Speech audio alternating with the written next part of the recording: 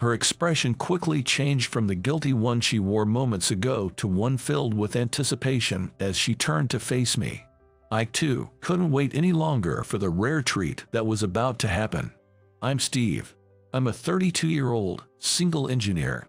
Ever since I graduated from a technical school with an electrical degree when I was 20, I have been working at my current electrical company. Every day, I commute between my workplace and home, living a monotonous life that never seems to change.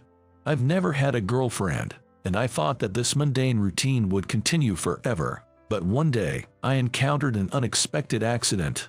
Believe it or not, as I was leaving work, a car suddenly rushed into the crosswalk at a great speed, despite the pedestrian traffic light being green. Watch out! In a split second, I shielded an elderly man who was in front of me, which resulted in me colliding with the car. In that moment, sharp pain shot through my body. I couldn't bear it anymore, and I laid down on the road, writhing in pain. Luckily, the elderly man I had saved called an ambulance, and I was immediately rushed to the hospital. At the same time, a police car arrived at the scene, and the driver who hit me was taken in for police questioning. Once I was transported to the hospital's emergency department, I immediately received a doctor's examination. According to the doctor's diagnosis, I had a cracked rib due to the impact with the car, and to add insult to injury, I also had a severe sprain in my right leg. It made sense why I was in such pain, but neither of my injuries were life-threatening, and if all went well, I would be able to leave the hospital after about a month. Currently, only private rooms were available in the hospital, so I was set to spend my 1-month stay in the hospital in a private room. My mother from back home immediately rushed to the hospital, and when she found out I was not in a serious condition, she sighed in relief. "Steve, are you okay? I heard about the accident and I was worried sick. Sorry to worry you, Mom, but it seems like I'll be able to leave the hospital in about a month if all goes well. Soon, the attending physician during my hospital stay will come to my room, so I think we can get a more detailed explanation then." Immediately, I heard a knock at the door, so I said, "Come in," and welcomed the doctor in charge.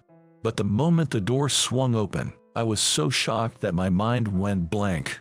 To my surprise, the person standing before me was none other than my childhood friend, who I couldn't forget, Maggie.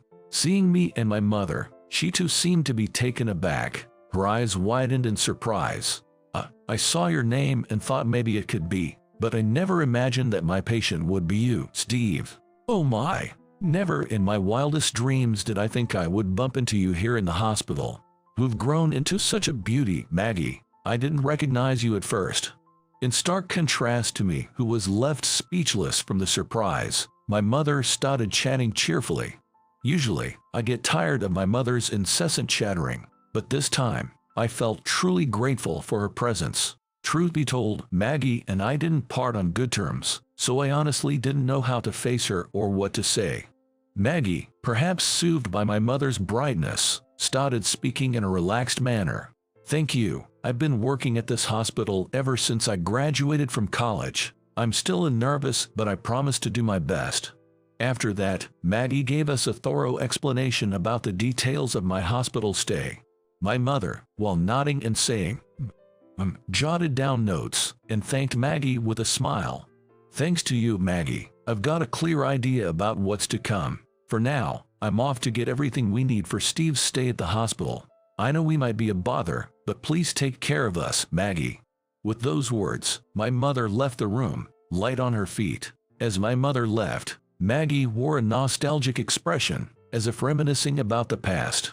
"Your mother, she hasn't changed a bit, still as youthful as ever. I'm glad to see she's well." While responding to Maggie's words, I couldn't take my eyes off her. She had grown into a stunning woman, with her jet black wavy hair grown out to her shoulders. Clad in her white lab coat and wearing silver-rimmed glasses, Maggie exuded an intellectual aura. Back in our childhood, the lively and vivacious Maggie, now all grown up into a mature woman, made my heart flutter unexpectedly. Striving to conceal my racing heart, I managed to maintain a calm demeanor as I speak. "Thanks, but it's good to see that you're well, Maggie. When we were in middle school, you moved away all of a sudden. It was quite a shock to me and my family. That's right. Without any notice, Maggie, who lived in our neighborhood during middle school, suddenly moved away. Being a childhood friend since our early years, her sudden moving left me deeply upset. In fact, she was my first love. Then, Maggie furrowed her eyebrows and revealed a surprising truth. I'm sorry for surprising you back then. Actually, my mother ran off suddenly with a man who wasn't my father.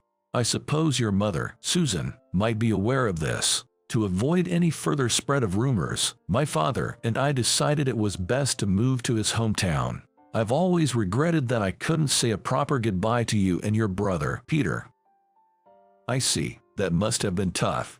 I sympathize with Maggie's turbulent past, while feeling a twinge of pain at the mention of my brother's name. An inevitable past shared by the two of us resurfaces, but it's something we can't discuss here. Regardless of the circumstances, we have been able to reunite, and I didn't want to ruin the positive atmosphere. Maggie seemed to feel the same, flashing a bright and cheerful smile in the next moment. But now, I've fulfilled my dream of becoming a doctor, and I'm enjoying every day of it. I'm still nervous, but I hope I can help you recover, Steve. That's right. I had always loved this radiant part of her. As I was reminded of this, I nodded and responded, "Thank you." And so, after reuniting with Maggie after 17 years, my stay in the hospital began. By the way, there's a certain backstory to the awkward past between Maggie and me. I have an older brother, Peter, who is 2 years my senior. Peter is an elite graduate from a top university and currently works for a multinational corporation, often traveling overseas. Given our close ages, Maggie, Peter, and I used to play together a lot when we were kids. As I advanced to middle school and entered puberty, I began to realize that I had feelings for Maggie. Hey, Peter, and you too, Steve, I baked a cake with my aunt. Would you like to have some? Maggie, who had been visiting our house frequently even after we entered middle school, came to our room that day with a plate of freshly baked cake. Peter and I, who were playing video games, were thrilled at the delicious-looking cake. Wow, that's amazing. It's like you're a pro. Maggie, you're definitely going to make a great wife someday. Hee hee. Thank you, Peter. My brother was right. Maggie's homemade cake was delicious. But I remember clearly, even now, while I was poking at the cake with my fork, watching the two of them with mixed feelings. You see, ever since we started middle school, the relationship between my brother Peter and Maggie had grown closer than ever before. Maggie often said she wanted Peter to help her study, and they frequently went to the library together. Honestly, I had a feeling that the whole studying thing was just an excuse for Maggie to spend time with Peter. It may be weird for me to say this as his little brother, but Peter was quite the heartthrob, a far cry from an average-looking guy like me. On top of that, my brother, Peter, was excelling in both academics and sports, always being the center of attention for the girls. I thought I was good at studying too, but all things considered, there was not a single aspect where I could beat Peter. Feeling proud of my brother, while simultaneously harboring an inferiority complex towards him, in a way, should make sense. Perhaps even Maggie has feelings for Peter. This suspicion crept into my mind, and one day, I boldly broached the topic with my brother. Peter, you seem to be going to the library with Maggie quite often recently. What do you guys talk about? Peter thought for a moment before answering. Well, Maggie seems to have a crush on someone, and I'm just giving her some advice. Of course, I'm also helping her with her studies. Upon hearing those words, I was shocked. Regardless of whether the person she likes is Peter or not, it's clear that Maggie does have feelings for someone.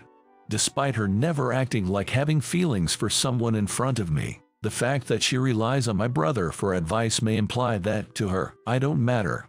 Just as girls flock to me only to get closer to Steve, I guess to Maggie, I'm nothing more than an added bonus.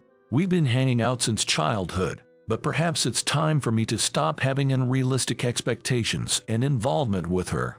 From that day on, even when Maggie visited our house, I made it a point to avoid her thoroughly. My change in attitude was probably too overt. Both Maggie and Peter seemed to sense the strange shift in me. But it's harder to stay close to her knowing that my feelings for her will never be reciprocated. I started to just stay in my room more, saying, I want to focus on my studies. Back then, the only outlet I had was trying to get good grades in tests. However, no matter how hard I tried, I couldn't surpass Peter. Thinking about that made me feel even more empty.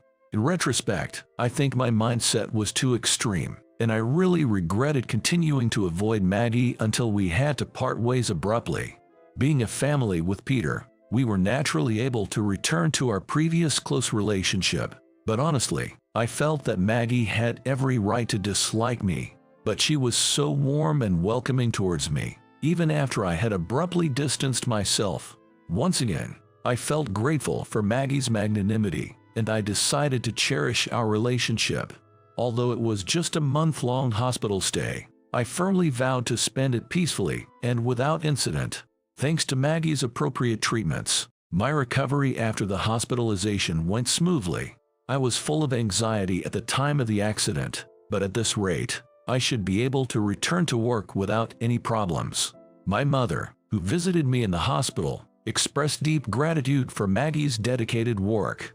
I didn't know what to do because my family member had never been hospitalized before. But Maggie, you really saved us. Oh, I have a present for you.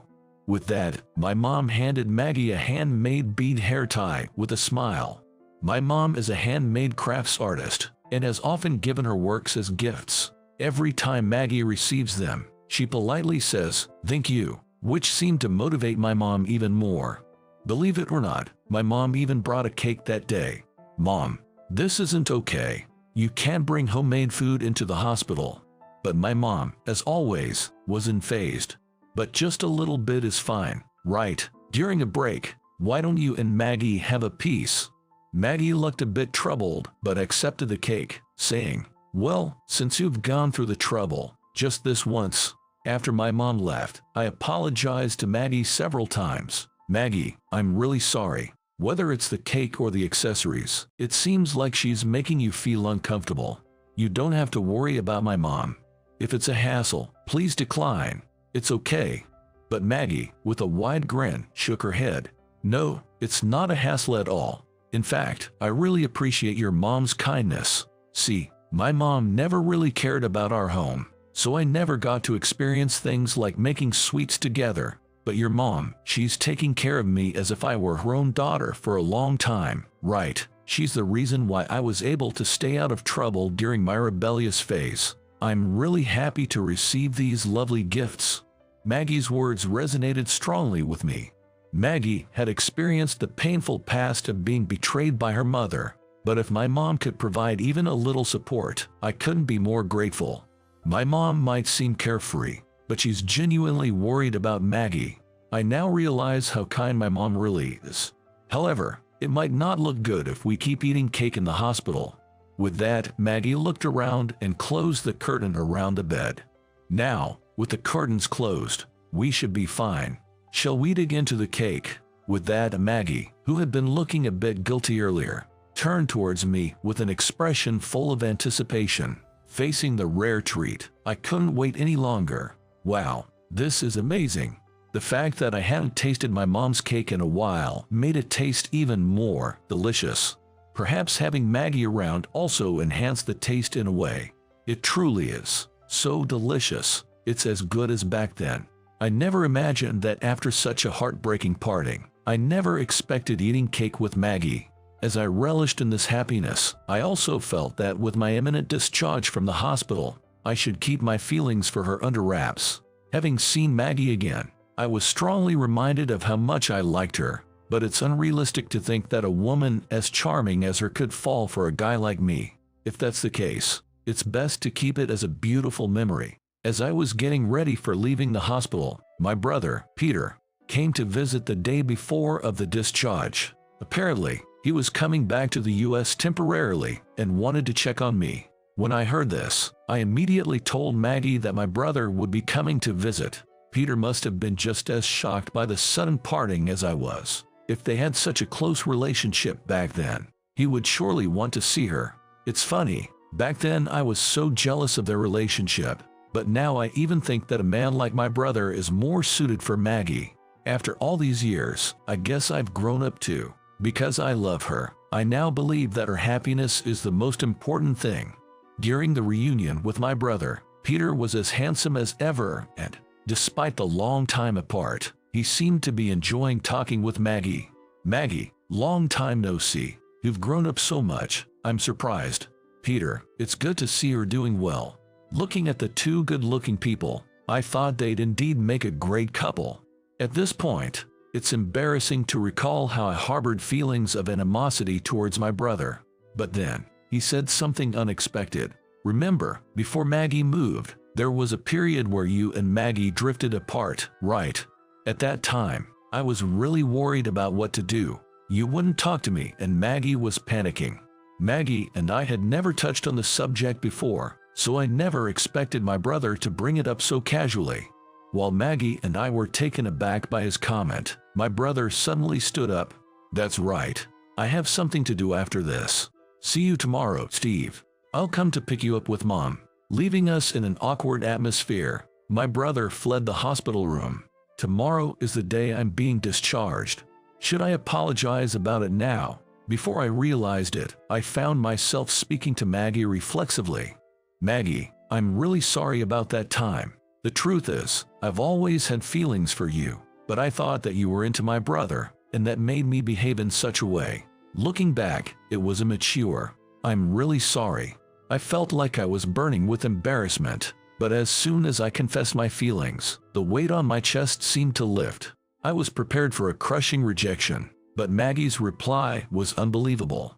No way. I'm so happy. Actually, I've always had feelings for you, Steve. I was having those study sessions so frequently because I wanted to talk to Peter about it, but I never thought I made such a misunderstanding. Oh, it feels like I took a huge detour. Maggie looked relieved, and I had the urge to hug her on the spot. But considering that we were in the hospital, I restrained myself to just holding her hand gently. It's all right. Even if we took the long way, we eventually reached our destination, right? When I said that, Maggie blushed and gave me the most wonderful smile, saying, "That's true too." In this way, I was able to start dating Maggie officially as soon as I was discharged from the hospital. According to my brother, he too regretted the past. Maggie asked me to keep her feelings for you a secret, and you were suspicious of our relationship. So I was worried about how to respond. Things got complicated, but in the end, it's really good that you two got together. Really. I thought Maggie, a beautiful woman, would be a better match with my successful brother. With that, my brother placed his hand on my head as if to ruffle my hair, and said, "What are you talking about? You're my pride and joy, little brother. Have some confidence in yourself." At those words, I felt a sense of vindication for all the feelings of inferiority I'd been harboring. Thanks, big bro. Now, truly confident, I want to stride forward in life, shoulder to shoulder with Maggie. Watching us brothers, our mother had a proud look on her face. Now that you and Maggie are together, I can't wait to see my grandkids. Mom, you're really jumping the gun. While laughing with my brother, I felt truly blessed to be a part of this family.